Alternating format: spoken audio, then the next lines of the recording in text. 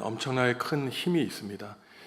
그저 매주 들리는 평범한 말씀으로 들리는 사람에게는 이 말씀이 나에게 그렇게 운명을 바꾼 만큼 큰 힘으로 다가오지 않지만, 하나님의 말씀이 살아서 역사함을 체험하는 사람들에게는 그 삶을 바꿀 정도로 엄청나게 큰 그 위력으로 다가오죠. 히브리서 4장에서도 하나님의 말씀은 그 날선 검과 같아 해가지고 우리의 이 영혼을 찔러 쪼갠다고 말씀하고 있습니다. 제가 이제 학생들을 가르치고 또 목회를 하면서 실제로 그런 것을 뭐 자주는 아니지만 정말 그 인생이 바뀌는 그 사람들을 만나게 됩니다. 제가 이제 요번에 구역 인도자 공부 때 욥기를 저희가 진행하고 있는데 그 특별한 이유가 있습니다. 모든 사람들이 인생을 살아가면서 나름대로 십자가의 길을 걸어가죠. 다 나에게는 죽을 만큼 힘든 길이지만 그러한 과정 가운데 우리 인생의 선배들은 그 고난을 잘 이겨내고 그 인내함으로 하나님의 뜻을 이룬 사람들이 많이 있는데 그 중에 대표적인 사람이 욥이죠. 제가 이제 욥기를 강의하면서는 그 학생을 기억하지 못했었는데, 제가 이제 호남신학대학교에서 교수 생활하기 전에 바로 유학을 마치고 들어와서 대전에 있는 한남대학교에서 2년 동안 교수 생활을 했습니다. 근데 그때 제가 귀국한 첫 학기였는지 그 다음인지는 기억 안 나는데 어느 그 일반 대학교 학생 가운데 저하고 아주 대화를 많이 나눈 학생이 있었어요. 제가 이제 그때 그 일반 학을 전공한 학생들에게 기독교 교양도 가르치고 여러 과목을 가르쳤습니다. 근데 그 학생을 제가 만나보니 참 진지한 학생이고 아주 똘똘하고, 그래서 이제 전도를 하려고 시도를 많이 했는데 저한테 이런 얘기를 하는 겁니다. 자기가 어렸을 때까지는 교회를 다녔다는 거예요. 그런데 아버지 어머니가 교회에서 큰 상처를 받아가지고 교회를 떠난 다음에는 자기가 이제 교회를 자기도 아무래도 부모님이 안 다니다 보니까 멀게 되었다라고 얘기를 하는 겁니다. 그래서 제가 그 학교를 떠날 때까지 전도하는데 실패를 했어요. 근데 제가 이제 호남신학대학교에 온 다음에 몇 년이 지난 다음에 밤 한 11시가 넘어가지고 문자가 하나 온 겁니다. 교수님 잘 지내시죠? 이렇게 문자가 왔는데 그 느낌이 있잖아요. 싸한 겁니다. 밤 11시 늦은 시간에 그런 문자를 보낼 리도 없고, 제가 느낌이 이상해가지고 잘 지내고 있는데 누구십니까? 제가 그 학생 지금 이 영상도 아마 볼 것 같은데 미안하지만 누구십니까? 그랬더니 몇 년이 지난 다음입니다. 그 학생과 헤어진 다음에 저를 기억하실지 모르겠지만 제가 한남대학교 누구누구입니다. 근데 기억이 나는 거예요. 그래서 몇 년 만에 웬일이냐라고 했더니 그때 이제 통화를 했는지 메일을 받았는지 문자를 했는지는 지금부터 아주 오래된 옛날이어가지고 기억은 안 났는데, 요는 이것입니다. 자기가 이제 그 강원도에 있는 공군 부대에 친구를 면회를 갔다는 거예요. 근데 제가 잘 기억은 안 납니다, 자세하게. 근데 그 휴가 날짜를 바꿨는지 아마 장교였겠죠. 헬리콥터를 운전하는 그 공군이었으니까. 근데 자기가 면회를 하고 돌아간 그 다음 날 그 헬기 훈련을 했는데 몇 년 전에 그 뉴스에 나온 사건입니다. 헬기가 추락을 해가지고 그 친구가 죽었다는 거예요. 그 자기가 너무 큰 충격을 받아가지고 자기 때문이 아닌가 이런 생각을 해서 여차여차해서 제 생각이 났는데, 어떤 생각이 났냐면 제가 아마 그때 학교에서 그 욥을 잠깐 얘기를 했었나 봐요. 이 세상을 살아가면 이유 없이 고난을 당할 때도 있다. 그게 생각이 나가지고 이제 세례를 받았다는 겁니다. 그러면서 이제 저한테 연락이 왔는데, 그 다음에 이제 안타까운 게 여기서 뭐 해피엔딩이 아니라 자기가 이제 서울의 공기업에 취업을 했다는 거예요. 제가 보니까 아주 괜찮은 직장입니다. 그런데 직장 그 선배가 자기를 교회로 인도했는데 이 교회가 어떤지 좀 알아봐 달라는 거예요.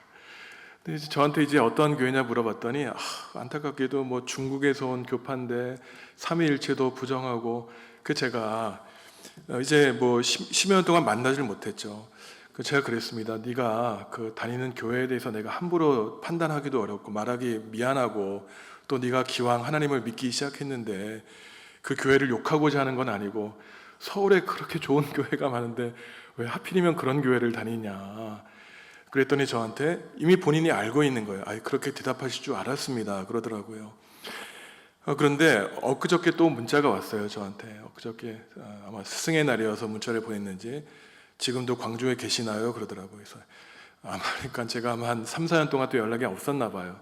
그게 아니라 정읍중앙교회에서 목회를 하고 있다 그랬더니 아마 저희 동영상을 본 것 같습니다. 저희 예배. 그러더니 너무 예배 분위기가 좋다고 자기가 멀지만 않으면은 단걸음에 매주일 올 것 같다고 그러면서 사실 뭐 지난주에 오려고 그랬는데 기차 시간이 안 맞았어요. 그러더라고요. 제가 이제 드리고자 싶은 말씀은 무엇이냐면은 저도 몰랐습니다. 저도 이제 욥기를 가르치고 믿지 않는 학생들 대상으로 강의하면서 왜냐하면 굉장히 제가 가르칠 때 반박하는 학생들이 많았거든요.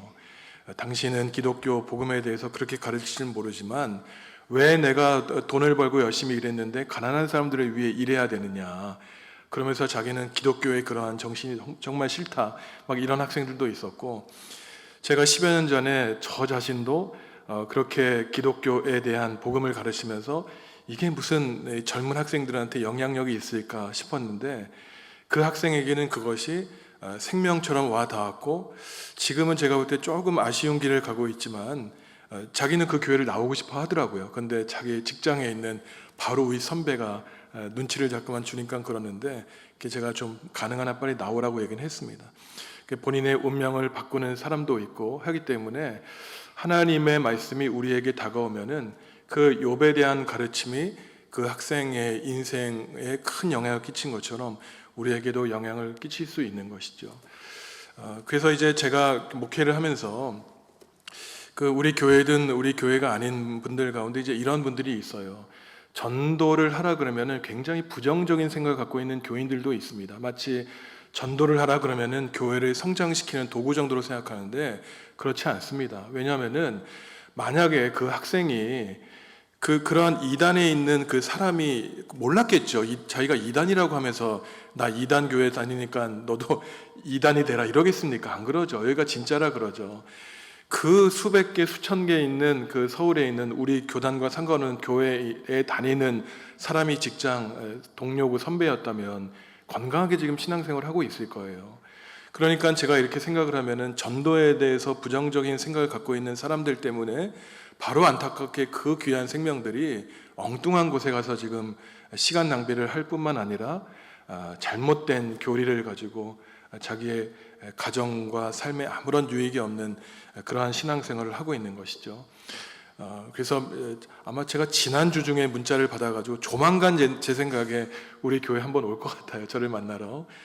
제가 오더라도 소개는 안 시키겠지만 이러한 사람이 있다라는 것도 생각하시고 한마디 한마디 우리 주변에 있는 사람들에게 정말 그분을 사랑한다면 우리 교회가 뭐 부끄러울 것이 무엇이 있습니까? 우리 교회가 아니더라도 그리고 정말 주변에 있는 좋은 교회들, 타 지역에 있는 교회들을 꼭 안내해 주셔가지고 엉뚱한 곳에 시간 낭비하는 그러한 일이 없었으면 좋겠습니다. 지금 저희가 욥기 10장을 하고 있는데 이건 어떠한 흐름이냐면요. 욥에게 세 친구가 있다 그랬죠. 누구였습니까? 엘리바스, 그다음에 빌닷, 소발이었습니다. 그래서 지금 엘리바스는 어떠한 사람이었냐면은 겉으로는 굉장히 친절한 사람이었어요. 네가 참 의로운 줄 안다. 그런데 생각해봐라 라고 하는 그러한 겉모습과 속마음이 다른 사람이었고 2주 전에 빌닷은 어떠한 사람이었냐면은 처음부터 굉장히 공격적인 사람이었습니다. 그 8장 초반부를 보면은 빌닷이 처음부터 욥에게 뭐라 그러냐면은 너의 자식들이 죄를 지었으니 하나님이 죄 가운데 남겨놓으신 거다. 지금 욥은 10명의 자식들을 잃고 슬픔 가운데인데 처음부터 상처를 주는 사람이 바로 빌닷이었습니다. 그리고 빌닷이 욥에게 너는 죄인이다라고 설득하는 근거가 두 가지가 있었는데 그 두 가지가 무엇이냐면은 선배 신앙인들을 보라는 거예요. 조상들은 수백 년 전부터 하나님의 진리의 말씀을 깨달아 알았지만 우리는 태어난 지 얼마 안 되는 하루살이에 불과하다. 그러니 이 빌닷이 말하는 것은 온고이 지신, 늘 조상들에게 고개를 숙이면서 우리는 순종하며 살아야 된다는 것이고 그 다음에 둘째로는 자연의 법칙이었습니다. 왕고를 봐라, 갈대를 봐라, 엘리바스가 말했듯이 뿌린 데에 거둔다라고 하는 그러한 자연의 법칙이었죠. 그러한 이제 둘째 친구인 빌닷에게 대답하는 장면이 바로 오늘 이 욥기 10장, 지난주 9장과 10장에서 이 빌닷에게 대답을 하고 있는 것입니다. 10장이 이제 22절까지밖에 안 되는데 먼저 1절에서 7절에서는 욥이 첫 마디에 그렇게 말합니다. 사는 것이 참 괴롭다 이렇게 말을 해요. 우리말 지금 개역개정 성경에서는 내 영혼이 곤비하다라고 번역되어 있지만 이 영혼이라고 할 때는 네페시라 그래서 히브리어로 내 목숨을 뜻합니다. 내 인생이 참 괴롭다는 거예요 지금. 그래가지고 지금 1절에서 7절 보면은 욥이 지금 당하고 있는 삶의 현실에 대해서 말하고 있는데 저희가 1절에서 7절까지 한 절씩 교독하겠습니다. 내 영혼이 살기에 곤비하니 내 불평을 토로하고 내 마음이 괴로운 대로 말하리라.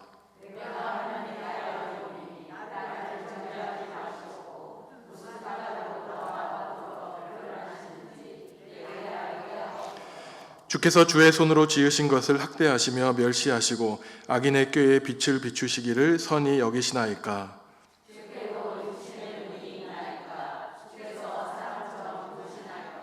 주의 날이 어찌 사람의 날과 같으며 주의 해가 어찌 인생의 해와 같기로. 같이 읽습니다. 주께서는 내가 악하지 않은 줄을 아시나이다. 주의 손에서 나를 벗어나게 할 자도 없나이다. 아멘. 욥이 10장 1절에서 내가 사는 것이 괴롭다라고 말을 하고 있는 것입니다. 우리 구역 인도자 권사님들 집사님도 어떻게 사는 것이 괴로우신가요? 어떠신가요? 지금까지 살아오시면서 야 내가 사는 것이 괴롭다 이렇게 혹시 한 번도 내가 말해본 적이 없는 분 계십니까? 아마 그렇지 않을 거예요. 내가 참 사는 것이 괴롭다라는 말은 사실 그 어린아이도 이런 말을 하죠. 참 내가 사는 것이 괴롭다. 제 아들도 제가 어릴 때 이제 어린이집에 보냈는데 너무너무 가기 싫어하는 거예요. 그래서 왜 가기 싫으냐 그랬더니 그 이유가 크고 심각한 게 아니었습니다. 자꾸만 점심시간에 김치 먹으라 그래가지고 제가 어린이집에 가는 게 괴롭다고 얘기를 하더라고요. 이제 그 사는 것이 행복할 때도 있고 소소한 행복을 누릴 때도 있지만 정말 별것 아닐 때문에 괴로울 때가 있습니다. 참 자식이 원수일 때도 있고 남편과 아내가 참 나의 삶을 힘들 때가 만들 때도 있고 사실 우리를 힘들게 하는 사람이 나와 모르는 사람이 아니죠. 뭐 길가에서 이웃처럼 늘 적당한 거리를 두고 안부 정도 묻는 사람이 나를 괴롭게 할 리가 없습니다. 나를 찔러대는 사람은 사실 나와 가장 가까이 있는 사람이에요. 그러니까 욥을 지금 가장 힘들게 하는 사람들이 그동안 친구로 믿어왔던 사람들이 나를 괴롭히는 겁니다.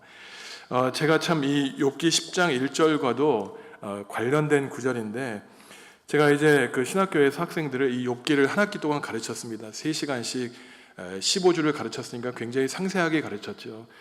그게 한 몇 년 전인지는 잘 기억이 안 나는데 그 수간에도 욥기를 가르치는데 이 욥기 10장을 할 때였어요. 욥기가 이제 42장까지 있으니까 한 3주차, 4주차 정도 되었던 것 같습니다.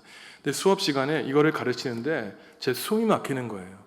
왜 숨이 막혔냐 하면은 이 욥기 10장 1절을 읽으면서 이게 제가 그 학부 때 공부했던 철학의 생각이 나는 겁니다.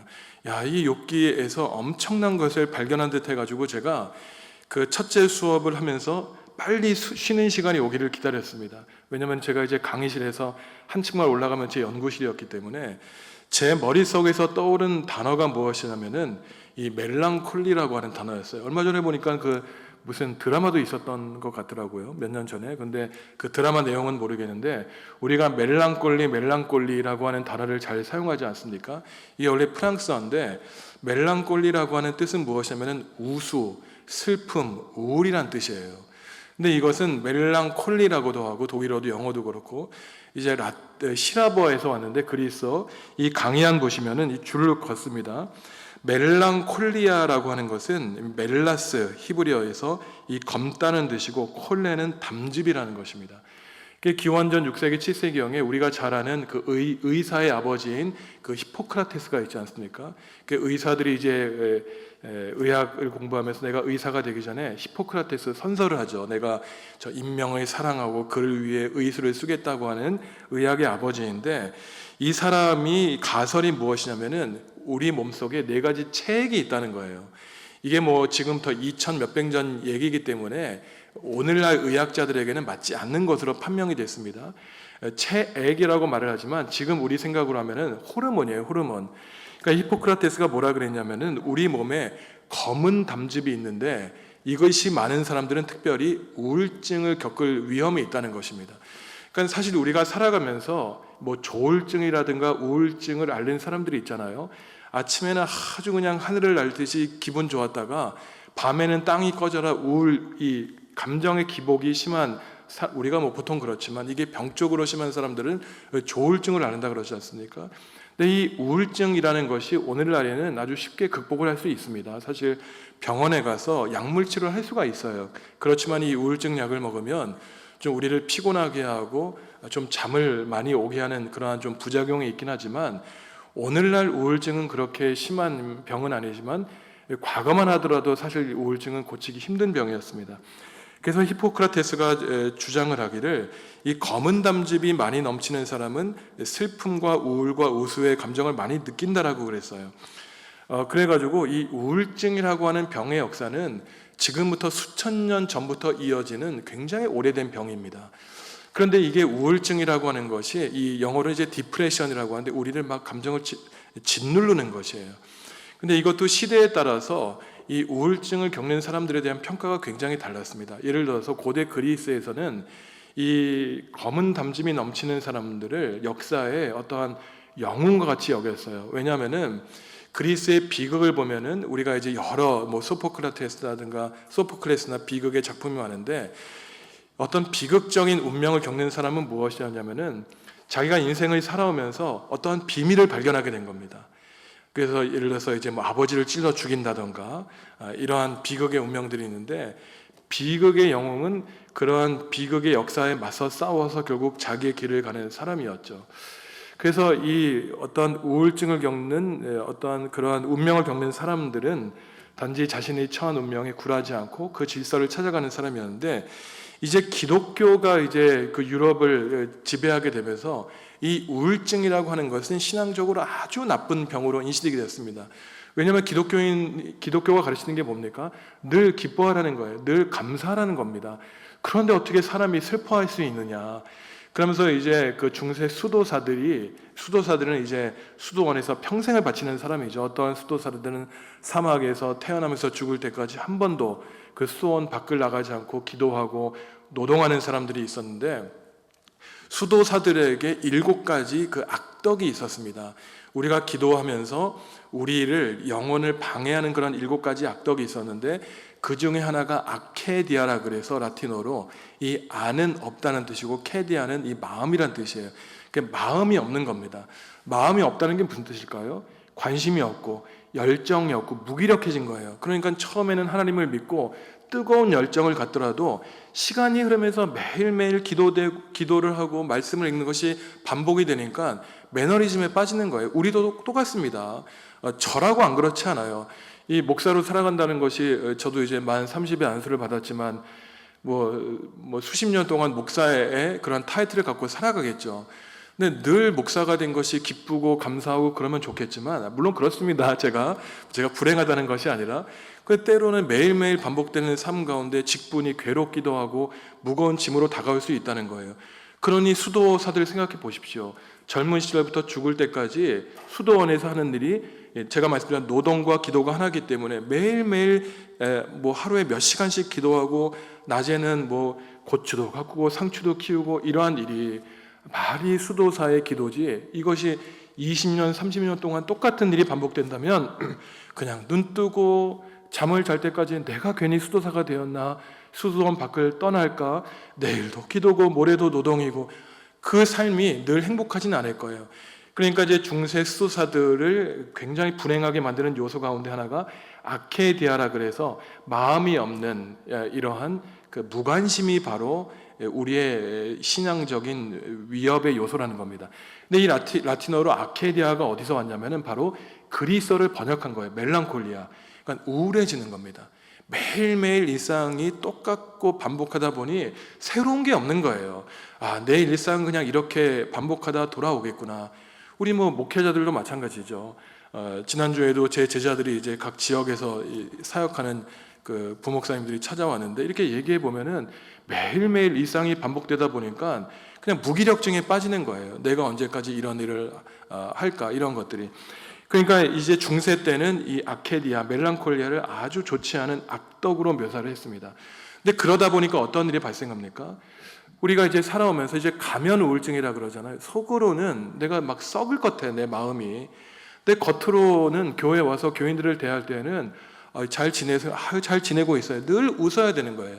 그러니까 기독교인들이 배우기를 내가 속상한 게 있어도 감추고 늘 기쁘고 행복한 것처럼 밝은 모습을 보이는 것이 참 좋은 기독교인들이라고 배워왔습니다.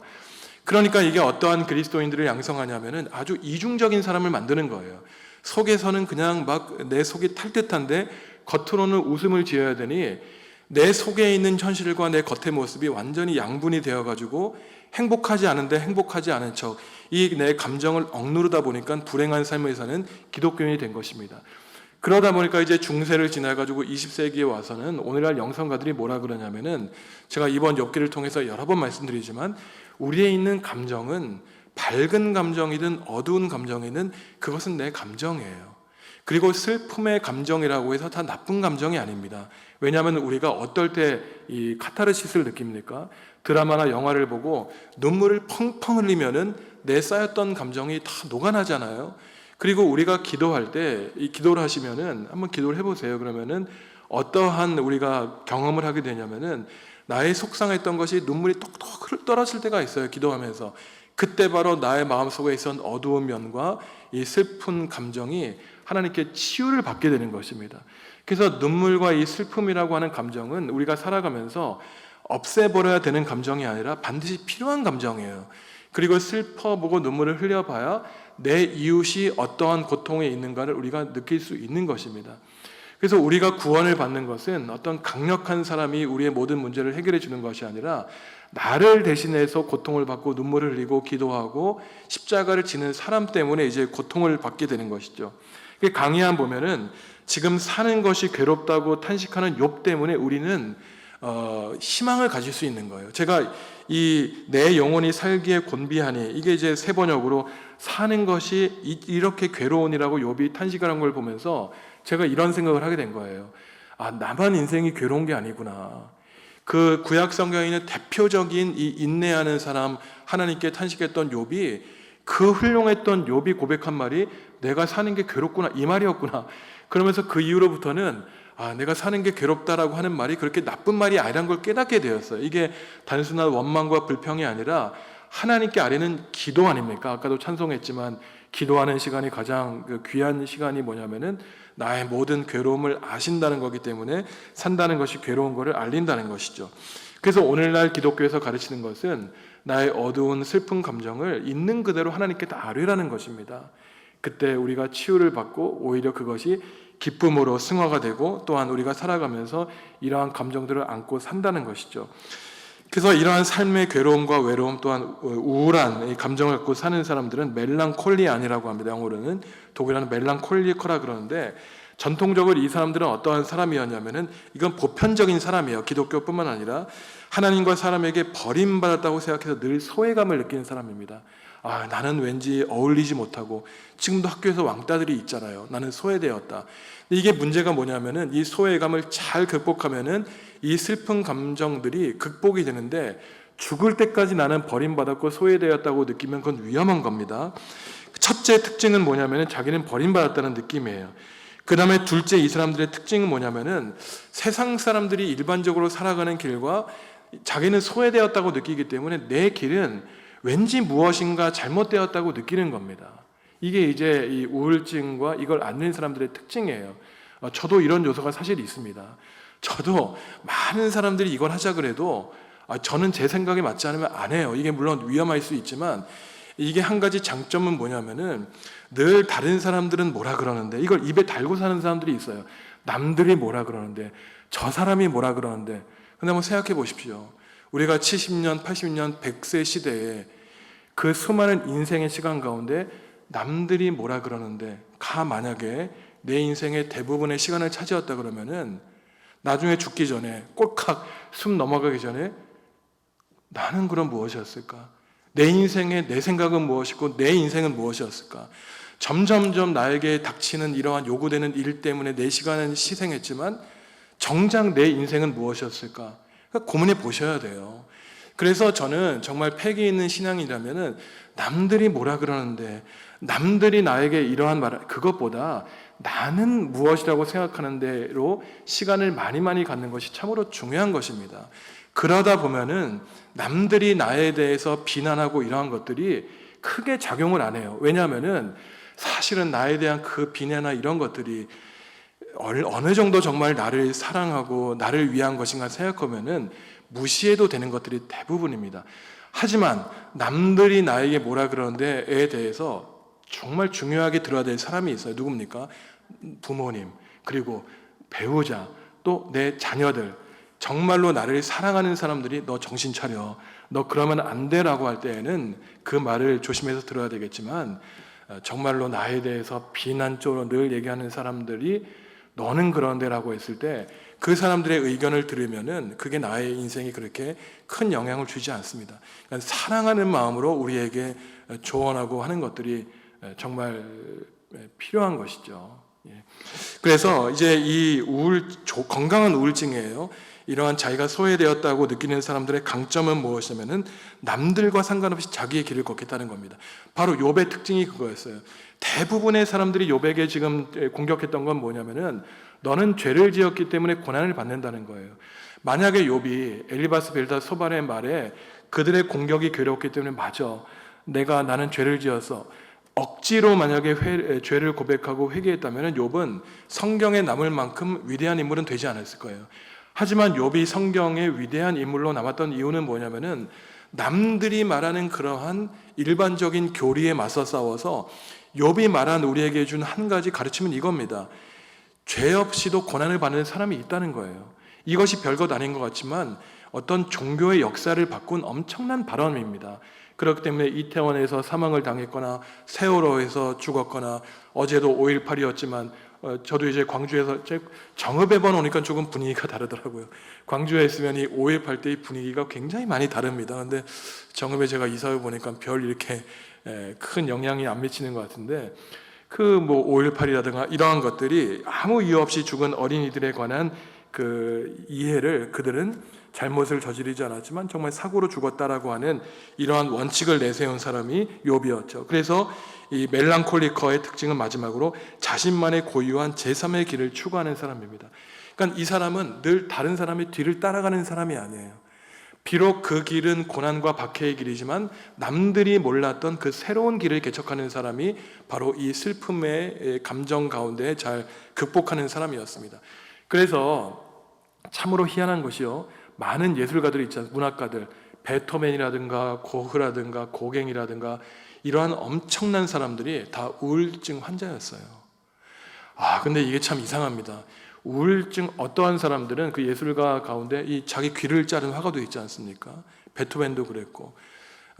근데 이게 참 희한한 게, 제가 말씀드렸지만 이 우울증, 슬픔이라고 하는 감정이 우리에게 때로는 감정의 해방을 주는 이유가 뭐냐면은 극도의 우울증을 갖는 사람들은 바로 이러한 특징을 갖는 사람들이었어요. 우리들은 그냥 대충 뒤로 덮고 넘어가지만 이러한 천재 화가들, 문학가들은 이 슬픔의 감정에 끝까지 간 사람들입니다. 이 갱도의 끝까지. 그래가지고 물론 이 슬픔에서 이기지 못해서 삶을 스스로 끊는 사람들이 있었지만, 근데 고갱이나 고흐나 베토벤이나 이러한 우울증을 겪은 예술가들의 작품을 보면은 그 앞에 우리는 경외감을 갖게 되는 것이에요. 왜냐하면은 우리는 슬픔의 감정 가운데 멈추어서 대충 봉합하고 나아가지만 이 사람들은 슬픔이 가지고 있는 극도의 단계까지 갔기 때문에 이들이 음악이나 미술 작품으로 표현한 그 작품들을 볼 때에는 우리가 가진 이 슬픔이 해소가 되는 경험을 하게 되는 것입니다. 근데 일종의 바울도 신약학자들은 우울증을 겪었다고 얘기를 합니다. 왜 그렇습니까? 로마서를 보면은 바울이 유명한 말을 하죠. 내가 마음으로는 하나님의 법을 따르고 싶지만 몸으로는 악의 법을 따른다는 거예요. 그러면서 누가 내 몸에서 나를 건져내 줄까? 이 말은 죽고 싶다는 겁니다. 바울 사도가 했던 말이 자기는 죽고 싶다는 말을 했어요. 너무 하나님의 사람으로 살고 싶지만 내 모습이 형편이 없기 때문에. 그러니까 사실은 하나님을 믿으면서도 그냥 아주 건강하게 죄의식 없이 사는 사람들은 반대로 그냥 내 모습이 만족스러운 거예요. 그러니까 양심의 가책도 없고, 이런 사람들은 늘 행복합니다. 늘 행복해요. 그냥 내가 다른 사람들에게 사기를 쳐도 아무런 죄의식을 못 느끼고 그냥 나와 내 가족만 잘 살면 된다는 것이죠. 하지만 욥은 그러한 사람이 아니었습니다. 자신만의 그 양심을 가지고 그 슬픈 길을 갔죠. 그러니 결론은 이제 42장에서 뭐라 그럽니까? 포기하지 않았으니 이전까지는 귀로 하나님에 대해서 이러저렇다라고 들었지만 이제는 제가 눈으로 직접 하나님 봤으니 모든 것이 해결된 사람이 바로 이 욥이었죠. 제가 그래서 아주 유명한 그림을 세 가지 보여드렸는데, 첫째는 알브레이트 듀러라고 하는 16세기 화가입니다. 여러분들 혹시 이 손을 이게 턱에 괴고 고개에 숙인 사람 아주 유명한 그림 혹시 생각 안 나세요? 로댕에 생각하는 사람이죠. 이게 다 이 알베르토 듀러의 후계자들이에요. 이 16세기부터 이 알베르토 듀러가 멜랑콜리아라고 하는 이 그림을 그렸는데, 이게 뭐냐면은 16세기에 막 이제 이성의 시대, 중세의 말기입니다. 이게 루터가 1517년에 종교개혁을 일으켰거든요.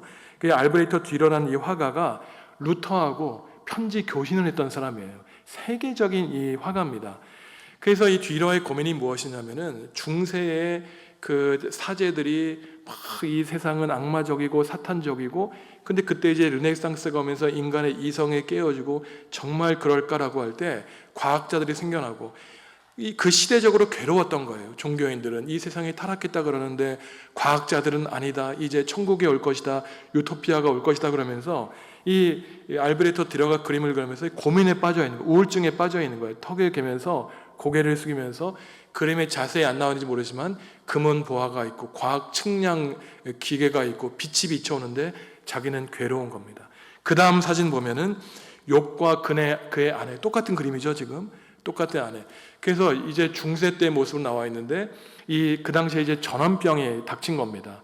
그래서 이 알베르토 듀러가 당시 독일에 전염병이 창궐해가지고 아내가 욥에게 차가운 물을 붓는 이러한 그림이에요. 그 다음 그림을 보면은 슬픔에 차는 사람 그리스도, 다 똑같은 화가입니다. 알베르토 듀러. 예수님이 몽상가처럼 이 고개를 숙이고 턱을 괴고 있어요. 그래가지고 예수님도 이 세상의 인류의 악에 대해서 이 슬픈 마음을 안고 있는 그림입니다. 제가 나머지 그림은 안 갖고 있지만 로댕에 생각하고 있는 사람이나 아니면 이 알베르토 듀러가 예레미야 그림도 예레미야와 똑같이 손을 고이고 성 밖에서 예루살렘 이 성읍이 불타는 그림을 그렸습니다. 그러니까 이제 기도하실 때 두 손 모으고 기도도 하시지만 이 턱을 개시고 좀 고민하시며 나의 슬픔을 어떻게 이겨낼까라고 하는 것들이 이 우울증의 감정을 느끼는 사람들의 전형적인 미술 작품이었습니다. 그래서 이제 강의 안으로 들어오면은 소가로 2번 보면은 2절에서 3절에서 뭐라 그러냐면은 하나님께 이렇게 기도를 합니다. 다 기도문이에요. 욥의 말은. 하나님 저를 아시지 않습니까?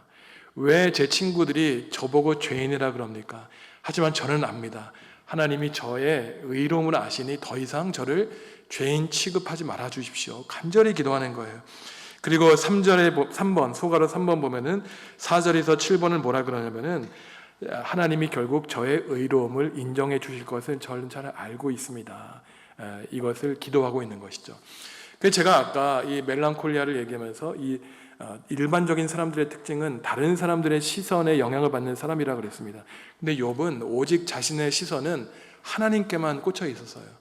그래서 욥의 기도는 뭐냐면, 하나님, 이 세상 모든 사람들이 저를 죄인이나 그래도 하나님만 저를 인정해 주시면 저는 만족하고 살겠습니다 라고 하는 겁니다.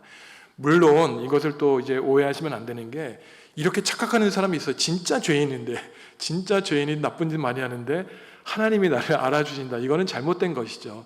하지만 우리가 신앙생활을 한다는 힘이 어디서 옵니까? 모든 사람들이 나를 공격해도 그 사람이 진짜 양심적이고 옳은 사람이라면 하나님이 그를 붙들어 주시고, 바로 이게 욥인 것이죠.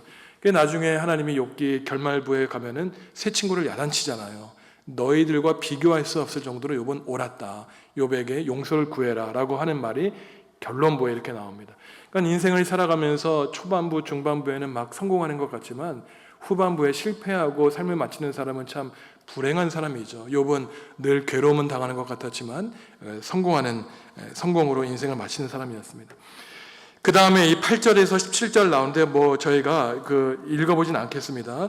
저희가 다 읽지는 않고 요 한 달락만 읽을게요. 8절에서 10절, 요거는 중요한 거기 때문에 8절에서 10절 함께 읽겠습니다. 시작. 주의 손으로 나를 빚으셨으며 만드셨는데 이제 나를 멸하시나이다. 기억하옵소서. 주께서 내 몸 지으시기를 흙을 뭉치듯 하셨거늘 다시 나를 티끌로 돌려보내려 하시나이다. 주께서 나를 적과 같이 쏟으셨으며 엉긴 적처럼 엉기게 하지 아니하셨나이까. 아멘. 이것은 무슨 말이냐면은 욥은 지금 신앙인이었어요. 왜 그러냐면은 창세기 3장을 보면은 먼지로 우리를 만드셨다 그러지 않습니까? 히브리어로 아파르 아타 그러면은 이제 히브리어 모르시면 아타는 너라는 뜻이에요. 아파르는 먼지입니다. 그래서 히브리어에서 어떤 서술어를 강조할 때는 주어 앞에 놔요. 그래가지고 너는 먼지다, 너는 흙이다. 우리말로 이렇게 번역되어 있지만 원래 히브리어는 그게 아니라 먼지야 너는, 이렇게 번역합니다. 흙이야 너는. 그래서 욥이 지금 알고 있는 거예요. 신앙인이었기 때문에 원칙적으로 알고 있어요. 내가 지금 흙과 먼지로 만들어졌기 때문에 그냥 약한 오지 그럴 것 같아서 땅에 떨어지면 깨질 것을 알고 있지만 자기가 하나님께 지금 기도하는 겁니다. 하나님, 제가 흙과 먼지로 만들어져서 당장이라도 깨지면 죽을 수밖에 없는 연약한 인생임을 알고 있지만, 하지만 하나님 지금은 아니지 않습니까? 지금 기도하고 있는 것이에요. 그래서 신앙적인 말씀으로 기도하고 있는 것입니다.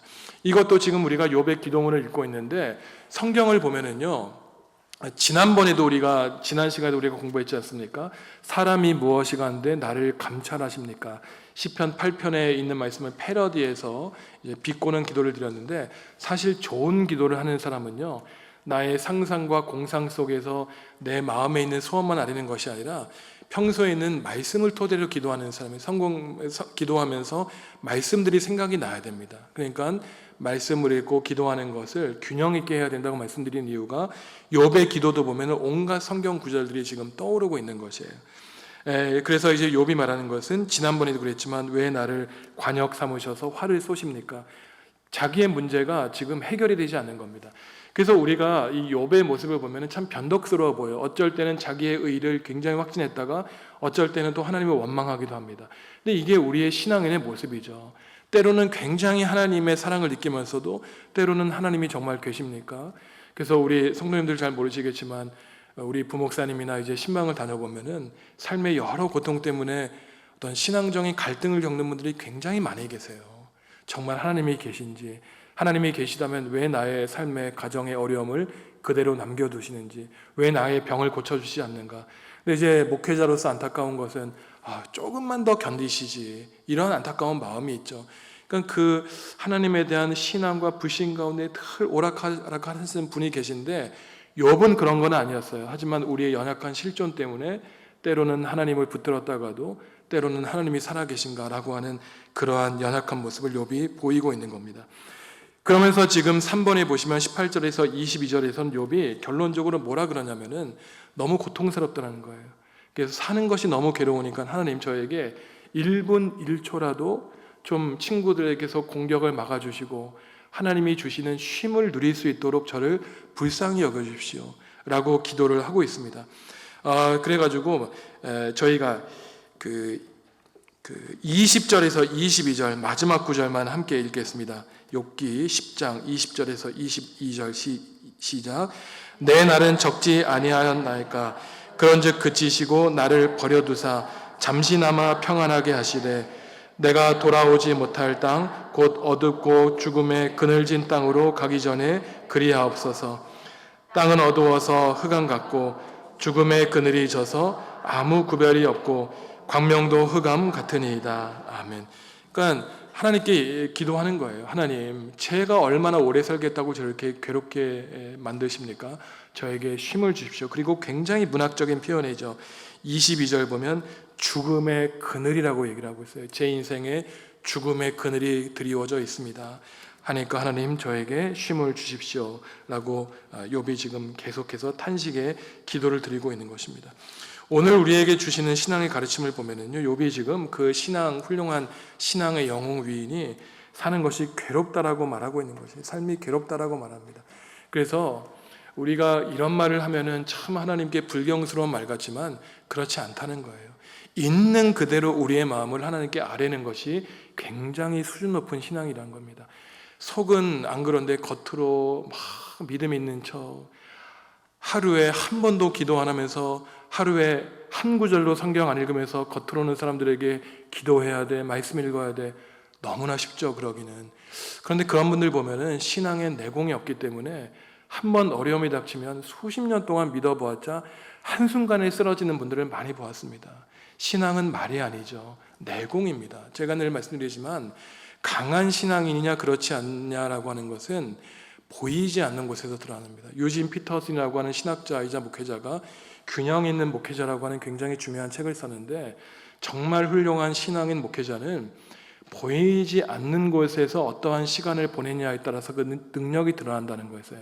그래서 정말 실력 있는 사람들은 겉에서 막 봉사하고 막 기도하는 척, 말씀 있는 척 하는 것이 아니라 사람들이 보지 않는 내 혼자만의 시간에서 얼마나 하나님과 교제하는지에 따라서 그의 영적인 능력이 드러나는 것입니다.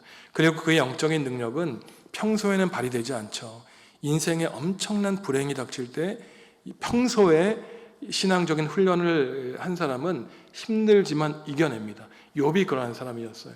평소에 내가 괴롭다, 매일매일 괴롭다고 고백하지만 매일매일 하나님을 믿고 승리했기 때문에 그는 큰 어려움을 이겨낸 사람이었습니다. 두 번째로 절망하고 좌절하는 욥인데 이러한 모습이 있다는 거예요. 절망과 좌절과 하나님께 때로는 대들고 저항하는 것은, 이것은 내가 때로는, 이것도 두 가지 측면이 있습니다. 신앙이 없기 때문에 좌절하는 사람이 있는가 하면은 하나님 안에서 때로는 슬퍼하고 좌절하는 것은 이해되지 않는 신앙의 모습 속에서 포기하지 않고 하나님만을 붙들고 이렇게 기도하는 거예요. 하나님, 지금은 제가 이해하지 못하겠지만 마치 바울이 그렇게 기도했죠. 그 당시에는 지금 같은 거울이 없었지 않습니까? 돌을 깎아서 거울을 만들었잖아요. 거울을 보는 것처럼 희미하지만 하나님을 만나게 될 때에는 모든 것을 알게 해주십시오 라고 기도한 것처럼 우리 구역 인도자, 권사님, 집사님들, 우리 모든 성도님들이 이해하지 못하는, 왜 나의 기도가 이루어지지 않는가. 제가 이제 우리 성도 여러분들을 위해서 기도합니다. 정말 가족의 구원을 위해서, 질병을 위해서 간절하게 기도하는 분들을 위해서 기도하면은, 제가 언젠가도 말씀드렸지만 하나님 저의 기도를 들어주십시오 라고 더 이상 기도하지 않고 하나님이 주관해 주십시오 라고 간절히 기도할 때는 하나님이 아세요, 우리의 눈물을, 간절한 기도를. 그러면 그러한 절망과 슬픔 가운데 포기하지 않을 때 하나님이 우리의 기도를 들어주십니다. 그래서 어두운 시대를 살아갈 때 우리 정업중학교에 속한 모든 성도님들이 욥처럼 힘들고 어려운 삶 가운데 사는 것이 괴롭다라고 하는 말을 하면서도 늘 소망을 마음에 품고 승리하며 살아가시기 바랍니다. 제가 이제 이 영상이 이제 올라갈 거니까 마지막으로 제 제자한테 하고 싶은 말이 있는데, 이 학생이 이 욥기도 듣더라고요. 제발 나쁜 교회 하루빨리 떠나가지고 내가 소개해 줄 테니까 이 영상을 보면은 꼭 나한테 문자 보내서 그렇게 하겠다라고 대답을 하고, 하루빨리 우리 SRT가 있으니까 우리 정읍에 와서 만나기를 바란다라고 음성을 남기겠습니다.